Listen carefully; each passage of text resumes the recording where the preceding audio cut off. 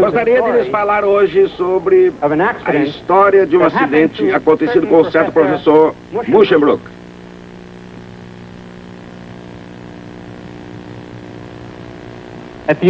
Na Universidade de Leiden, em 1745.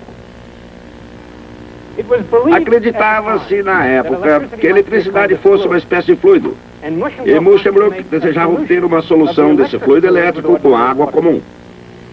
O amigo dele, Andreas Junias, que trabalhava como seu assistente, pegou uma jarra como esta e colocou nela uma tampa com um prego comprido. Em seguida, prendeu o prego ao polo de um gerador eletrostático, como este, de maneira que o fluido elétrico pudesse escorrer pelo prego até a água e misturando-se com ela. Então, quando segurou o prego para tirá-lo da água, fez uma descoberta absolutamente chocante. Muschenbroek não se intimidou, porém procurou outro voluntário e prosseguiu suas pesquisas. Mas essa descoberta, que passou a ser conhecida como Garrafa de Leiden, revelou-se uma das mais importantes do século XVIII. Isso porque, antes dela, a eletricidade era uma simples curiosidade, mas depois dela, tornou-se algo realmente pontual. Para apreciarmos o impacto dessa descoberta na época, precisamos compreender algo sobre como a ciência era então praticada. As pessoas que faziam experiências com eletricidade, os chamados eletricistas, formavam uma espécie de fraternidade. E como todas as fraternidades, ela tinha suas normas e seus rituais. Não devemos esquecer que na época havia apenas instrumentos muito grosseiros, capazes de medir a quantidade de eletricidade produzida. Mas cada eletricista se orgulhava de sua capacidade de avaliar a força da eletricidade e sentir o choque por ela produzido. Portavam-se como cozinheiros provando suas sopas. Nenhum eletricista divulgava uma experiência sem primeiro sentir o choque. Bem, antes da descoberta da Garrafa de Leiden, essa experiência era inofensiva, mas depois a situação ficou completamente diferente. Não era uma boa época para alguém ser eletricista. Muschenbroek foi o primeiro a fazer a experiência, e mais tarde ele diria que jamais faria novamente. De qualquer maneira, todo eletricista era obrigado a sentir o choque, com uma única exceção, o eletricista alemão chamado Winkler, que muito gentilmente permitia que sua mulher tomasse seu lugar. Descobriu-se que as garrafas de Leiden eram muito fáceis de se fazer, embora fosse muito difícil entender por que produziam determinados resultados. E talvez o fato mais chocante em relação a essa questão tenha sido a origem da explicação. Ela veio de um obscuro impressor de uma pequena cidade chamada Filadélfia, do outro lado do Atlântico. Seu nome era Benjamin Franklin.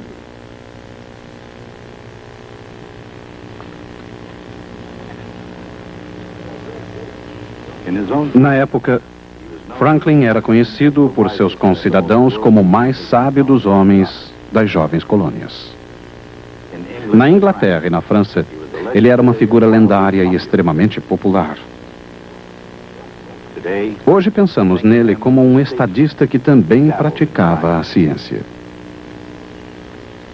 Ele foi, de fato, um elemento sério e muito importante na história da ciência. E seu trabalho científico mais importante estava ligado à eletricidade. Em fins do século XVIII, as pessoas de todo o mundo viviam fascinadas com o fenômeno da eletricidade. Diziam que no Japão as pessoas faziam fila e se davam as mãos. Em seguida, o mais corajoso tocava num aparelho chamado capacitor. Talvez isso fosse uma invenção. Pois na época em que Benjamin Franklin percorria as ruas de Filadélfia, a maior parte do conhecimento científico do mundo sobre eletricidade cabia numa garrafa de Leiden. O professor Muschenbroek e suas garrafas de Leiden chamaram muita atenção na Holanda. E utilizando os dispositivos de Cathbergerson, o professor Van Marum realizou suas experiências na década de 1780. Mas fora dos laboratórios, especialmente quando se tratava de famoso filho de Filadélfia, a questão da eletricidade podia ser decididamente perigosa.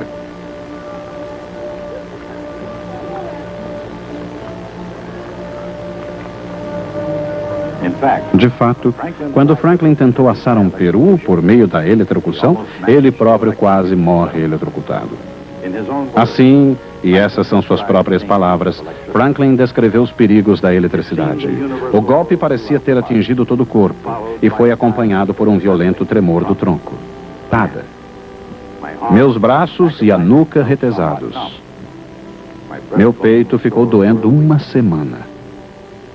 Naturalmente, Franklin acabara de descobrir como não realizar experiências com eletricidade. Segundo os registros, esse erro, no entanto, foi tão raro quanto o próprio Franklin.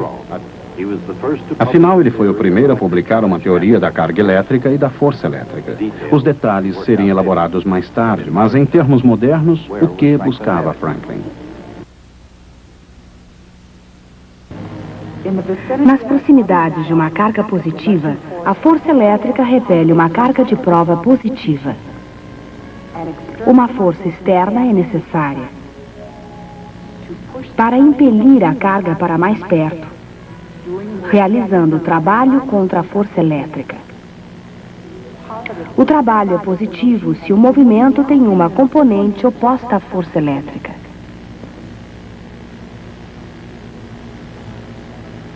O trabalho é negativo se ele tem uma componente coincidindo com o sentido da força. E trabalho nulo se o movimento for perpendicular à força elétrica.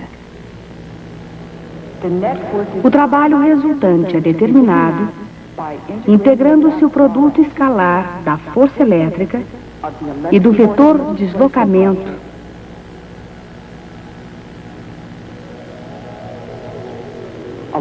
ao longo de qualquer trajetória através do campo elétrico.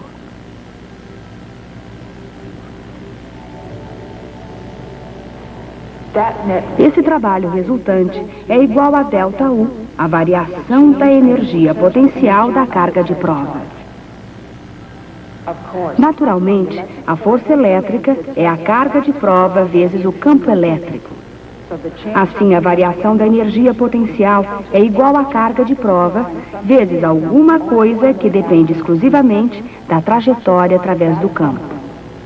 Essa alguma coisa, ΔV, é chamada diferença de potencial elétrico, sendo medida em volts. O potencial elétrico ou voltagem depende exclusivamente da posição no campo elétrico. A diferença de potencial é igual a menos a integral de E escalar dr ao longo de qualquer trajetória ligando os dois pontos.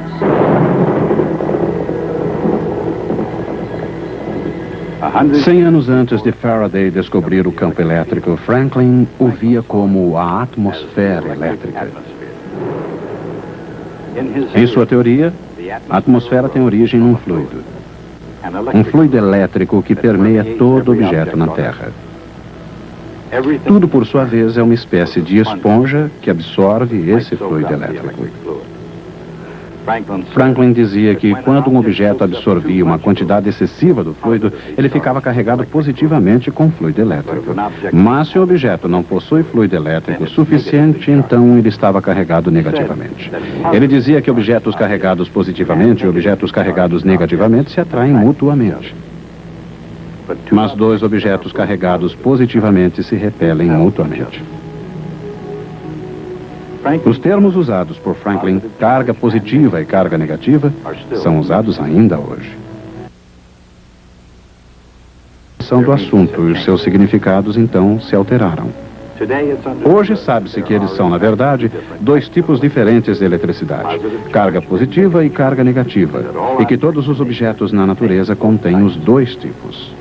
No entanto, Franklin percebeu corretamente que a carga elétrica é algo que jamais pode ser criado ou destruído, mas que flui simplesmente de um objeto para outro. Essas descobertas fizeram com que Franklin fosse aclamado como um dos mais destacados cientistas do mundo no campo da eletricidade. Mas foi a imprensa escrita e não a ciência que lhe trouxe fortuna. E no processo ajudou a espalhar a sua reputação.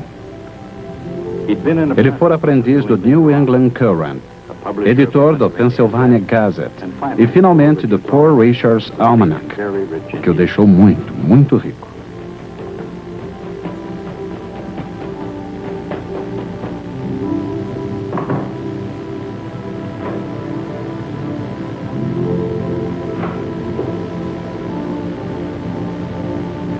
Embora tenha abandonado a imprensa em 1748 para dedicar-se inteiramente à ciência, uma certa quantidade de tinta de impressão continuou a correr em suas veias pelo resto de sua vida.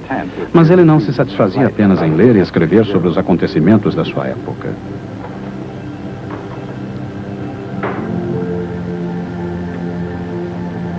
No que se referia à história americana, por exemplo, Franklin preferiu ele mesmo fazê-la.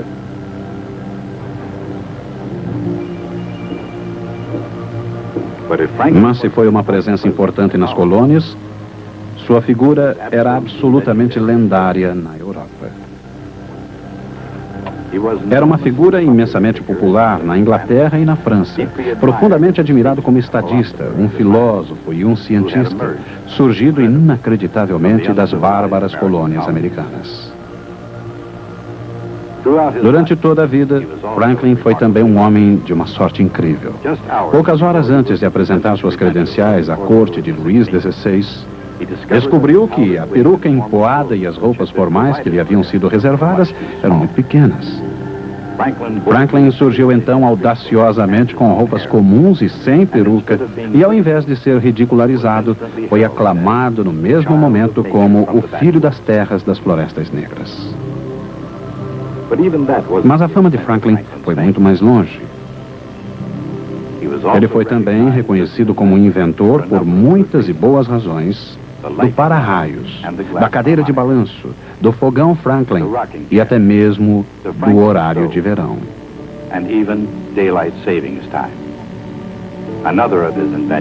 Outra invenção sua, as lentes bifocais, acabariam se tornando sua marca registrada. Franklin era também um incurável otimista. Durante toda a vida, via tudo como um jogo, uma brincadeira maravilhosa. Um jogo sério, é verdade, mas também um desafio de possibilidades ilimitadas.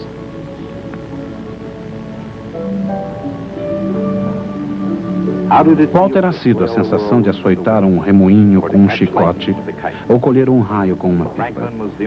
Franklin foi o único homem na face da Terra capaz de responder a essas perguntas com base na própria experiência.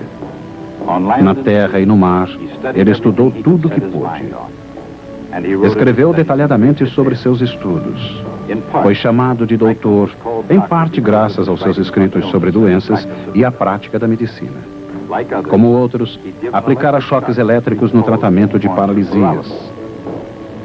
No entanto, ao contrário dos seus contemporâneos na medicina, concluiu que o único benefício do tratamento com choques vinha do exercício obtido pelos pacientes ao caminharem até sua casa e depois fazerem o caminho de volta após cada visita. Mas do ponto de vista científico, o fato mais excitante foi e ainda é a sua percepção do próprio fluido elétrico. Embora hoje não seja muito difícil encontrar algumas poucas imperfeições na teoria do Dr. Franklin, ela foi a mais avançada da época. E até certo ponto estava correta. Seu fluido elétrico continha centelha do que estava por vir.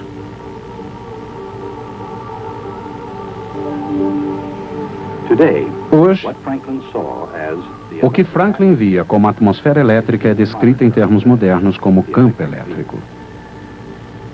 Um campo elétrico está presente em torno de qualquer objeto que possua uma carga elétrica.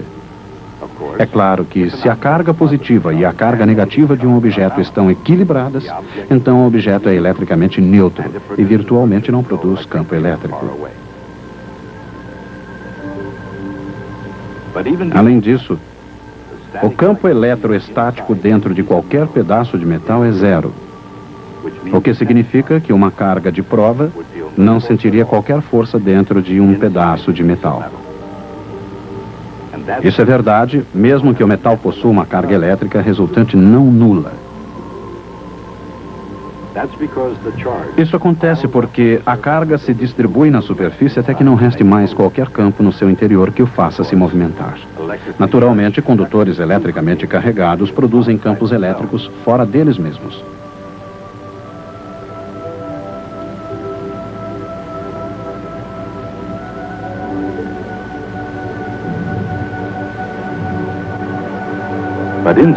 Mas dentro não existe qualquer campo. E como há um campo elétrico entre os dois pedaços de metal com cargas opostas, certamente haverá uma diferença de potencial entre eles.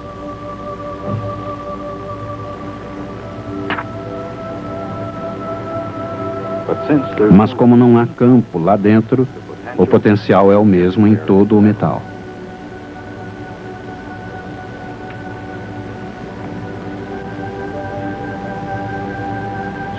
Assim, cada pedaço de metal é uma região de potencial constante.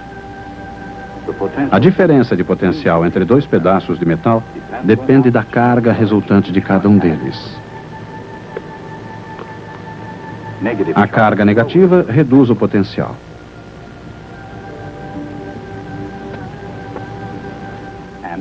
Enquanto a carga positiva o eleva.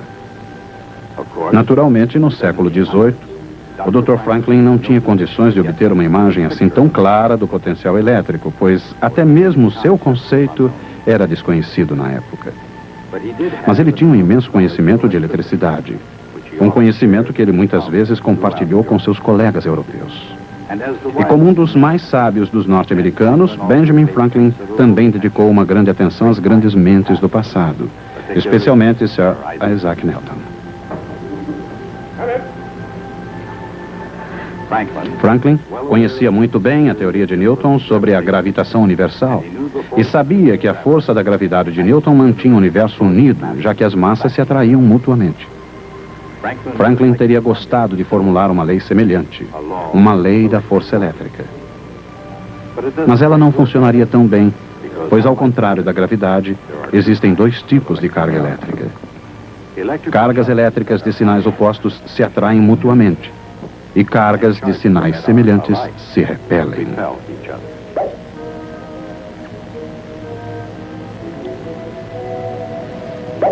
Essa é uma das razões pelas quais uma bateria comum tem o potencial de criar um campo elétrico. Quando uma bateria está ligada entre dois pedaços de metal, ela força a carga a fluir de um para o outro, até que a diferença de potencial entre eles seja igual à voltagem da bateria. Isso cria um campo elétrico entre eles. Se a voltagem é duplicada, o mesmo acontece com a carga. E também com a diferença potencial. E com o campo elétrico. De maneira geral, a carga transferida é proporcional à voltagem aplicada. A constante de proporcionalidade C é chamada capacitância. Muito antes de existir o moderno capacitor, e muito menos o meio e a matemática para ilustrarem o seu funcionamento, todo mundo sabia da existência do relâmpago. Mas para se descobrir o papel do relâmpago no mundo da ciência natural, foi preciso acompanhar Benjamin Franklin no estudo da eletricidade propriamente dita. De todos os eletricistas do século XVIII, apenas Franklin compreendeu o que eram de fato os relâmpagos, gigantescas faíscas de eletricidade, não muito diferentes daquelas que ele era capaz de criar em seu laboratório. No papel estava a base de sua teoria. Primeiro, coloque uma estaca de metal ou para-raio no teto de um edifício. Em seguida, coloque um arame perto da estaca. Na teoria, a estaca deveria extrair alguma eletricidade do céu tempestuoso e uma faísca saltaria do metal para o fio. Antes da experiência, essas instruções haviam sido publicadas na Inglaterra.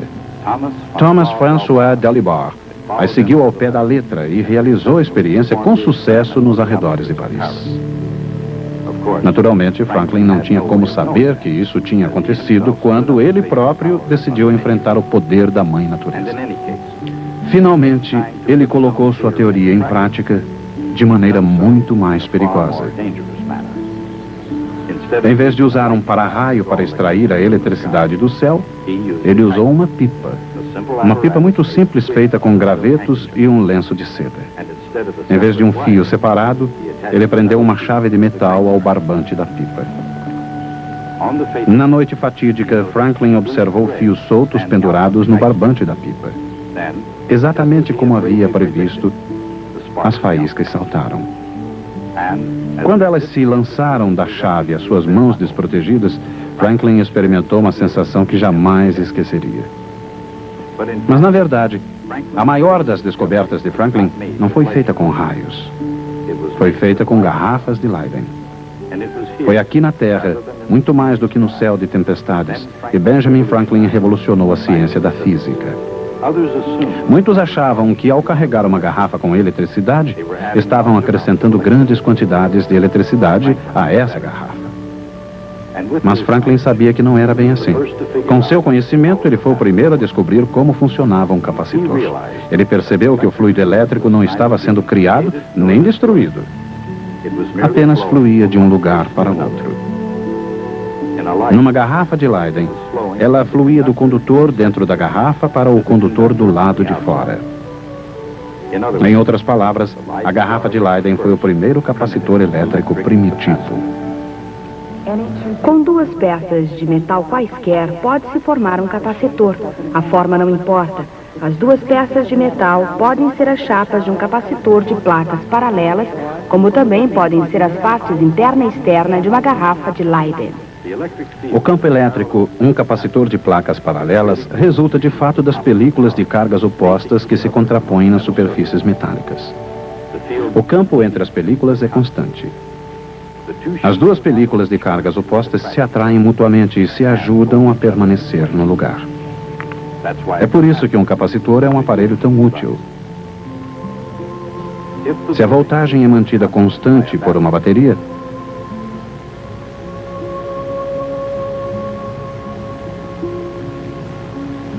a carga e, portanto, a capacitância variam inversamente com a distância entre as chapas.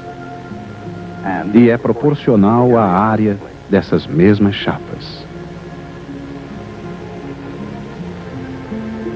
Franklin percebeu que, se os capacitores fossem ligados uns aos outros da maneira apropriada, eles teriam uma maior capacitância.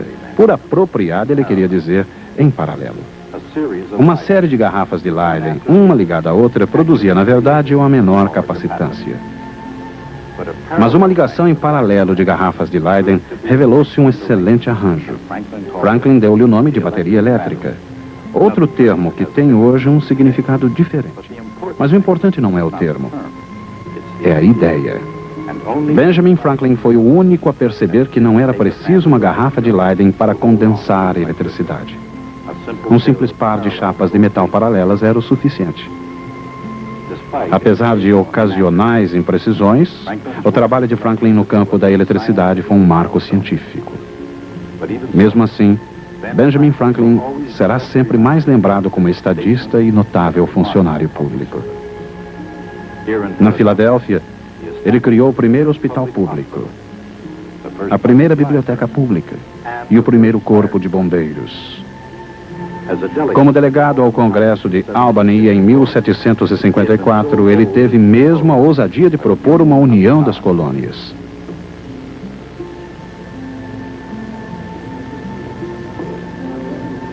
Por razões quase impossíveis de serem enumeradas, Benjamin Franklin foi e ainda é hoje um tesouro nacional, um monumento às promessas ilimitadas da democracia. Aqui, neste aposento, com a diligência de um estudioso e a moderação de um estadista, ele traçou o curso dos ideais de uma nação que acabava de nascer. Mas como cientista, Benjamin Franklin foi um dos maiores filósofos naturais. Não apenas na época, mas ainda hoje, em todo o mundo da ciência. Franklin é muito inteligente.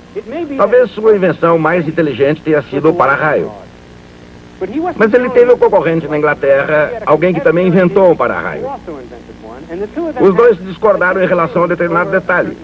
Franklin achava que os para-raios deveriam ter extremidades pontiagudas. Seu concorrente inglês acreditava que o para-raio deveria ter uma espécie de bola na extremidade. Mais tarde, ficaria provado que Franklin estava certo. Mas, na ocasião, os Estados Unidos não mantinham as melhores relações com a Inglaterra. Estava acontecendo algo que ficou conhecido como Guerra da Separação. O rei Jorge III decretou que todos os para-raios da Inglaterra deveriam ter extremidades arredondadas. O rei tentava alterar a lei da natureza através de um decreto real. É claro que isso é impossível. Seria necessário uma lei aprovada pelo parlamento. Antes da invenção do para-raio, um relâmpago era um fenômeno absolutamente apavorante. Não havia proteção contra ele.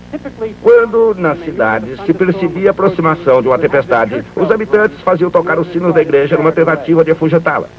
Mas a torre da igreja, é claro, era normalmente a edificação mais alta da cidade. E assim, de maneira geral, o raio atingia o sino da igreja, descia pela corda úmida e despachava o sineiro. A invenção do para-raio foi a primeira demonstração de que uma compreensão teórica da ciência podia conduzir ao domínio das grandes forças da natureza.